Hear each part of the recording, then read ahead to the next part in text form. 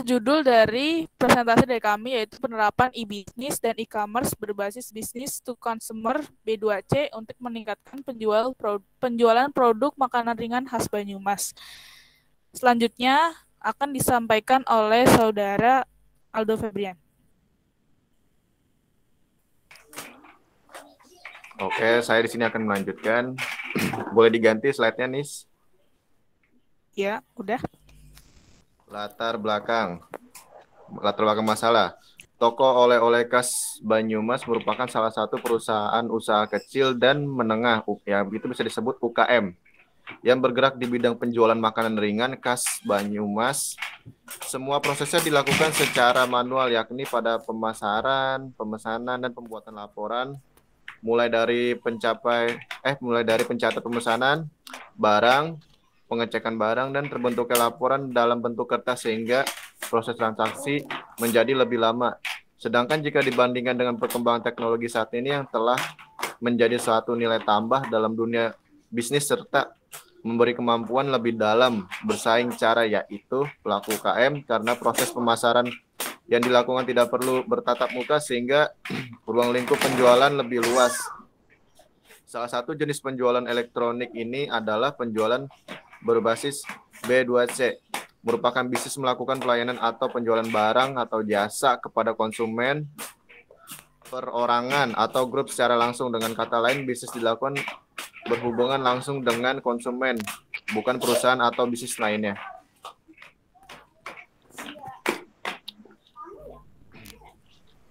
Tujuan dan manfaat. Tujuannya adalah agar mempercepat proses pembelian oleh-oleh melalui sistem e-commerce, website, dan mempermudah sistem transaksi.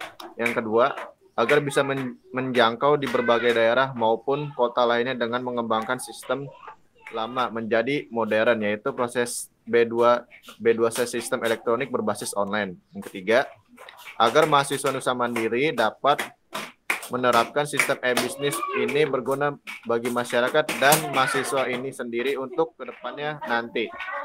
Manfaatnya, hasil penelitian ini mampu memberikan manfaat dalam pengembangan maupun penerapan pada toko oleh khas Banyumas untuk meningkatkan penjualan produk makanan ringan khas Banyumas serta dapat memperkenalkan makanan khas Kabupaten Banyumas dan meningkatkan nilai jualnya.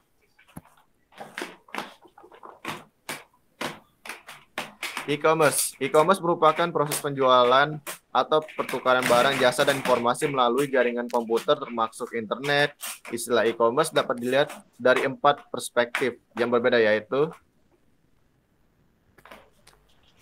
boleh diganti, Nis. Selanjutnya, komponen e-commerce akan dijelaskan oleh Daniel Sembiring.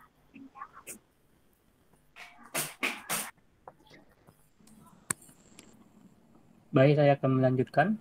1. Customer.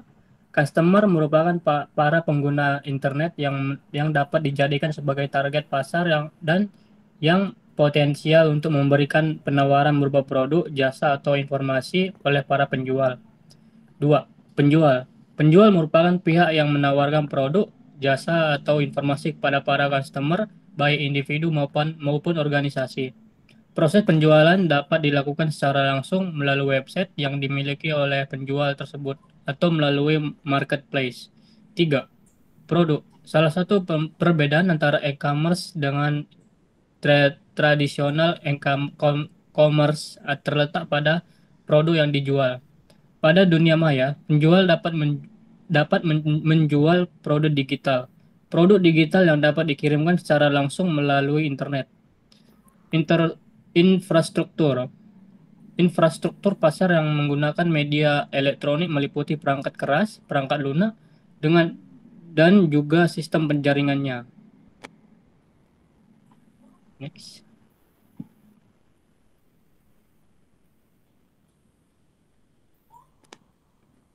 Lima. Front-end. Front-end merupakan aplikasi web yang dapat berinteraksi dengan pengguna secara langsung. Beberapa proses bisnis pada front-end ini antara lain portal penjual, katalog elektronik, shopping cart, mesin pencari, dan payment gateway. 6. Backend. Backend merupakan aplikasi yang secara tidak langsung mendukung aplikasi frontend. Semua aktivitas yang berkaitan dengan pemesanan barang, manajemen inventory, proses pembayaran, packing, dan pengiriman barang termasuk dalam bisnis proses backend. 7. Intermediary. Intermediary merupakan pihak ketiga yang menjembatani antara produsen dengan konsumen.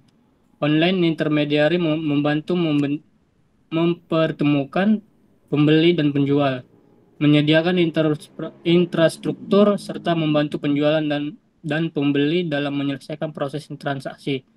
Intermediary tidak hanya di perusahaan atau organisasi, tetapi dapat juga individu.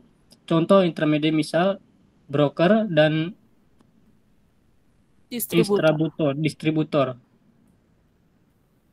8. Partner bisnis lain. Partner bisnis merupakan pihak selain intermediary yang melakukan kolaborasi dengan produsen.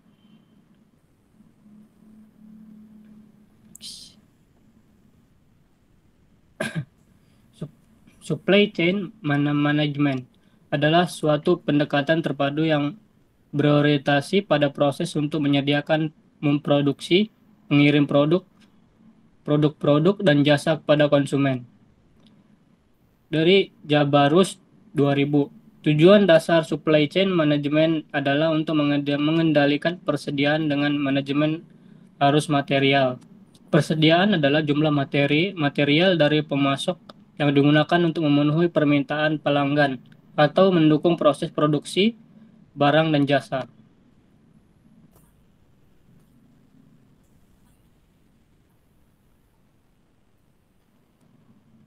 Ya.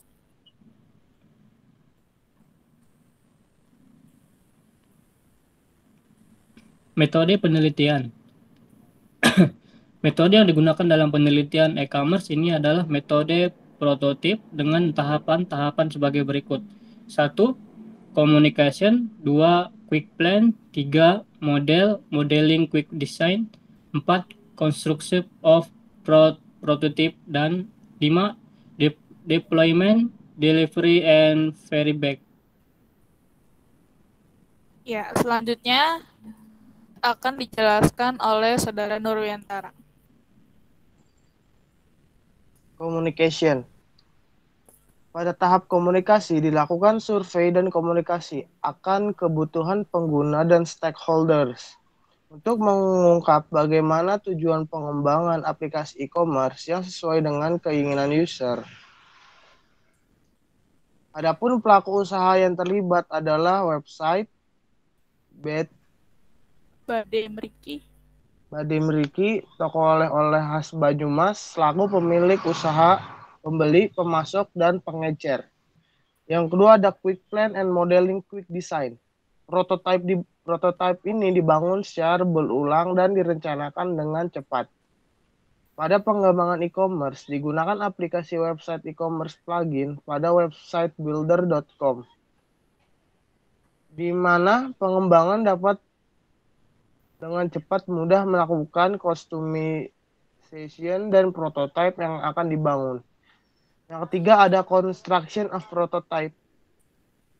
Perancangan cepat yang dilakukan dalam pemodelan prototype. Tahap ini fokus pada representasi seluruh aspek yang diinginkan oleh user, seperti antarmuka, format, pada tampilan output. Tahap ini sangat menentukan tahap konstruksi dari prototipe. Adapun arsitektur sistem dan prototipe aplikasi e-commerce adalah sebagai berikut.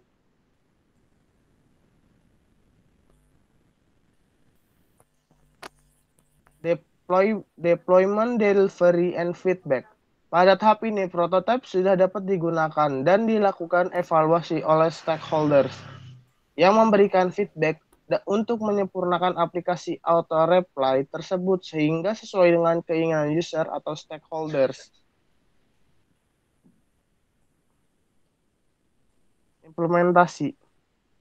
Implementasi atau penerapan suatu tindakan dari sebuah rencana yang disusun terperinci. Berikut adalah tampilan dari oleh-oleh khas Banyumas.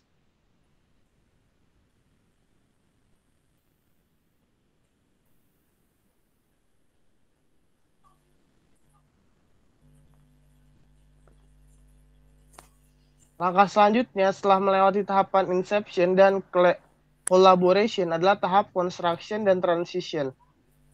Tahapan construction mengerjakan proses pembuatan aplikasi, mulai dari membuat implementasi menggunakan web. Pada tahapan ini juga diperhatikan tentang menu-menu produk makanan ringan yang ada di aplikasi. Harus sesuai dengan rancangan antarmuka yang dibuat. Berikut adalah tampilan dari tahapan construction dan transition dari oleh-oleh Badem Riki khas Banyumas.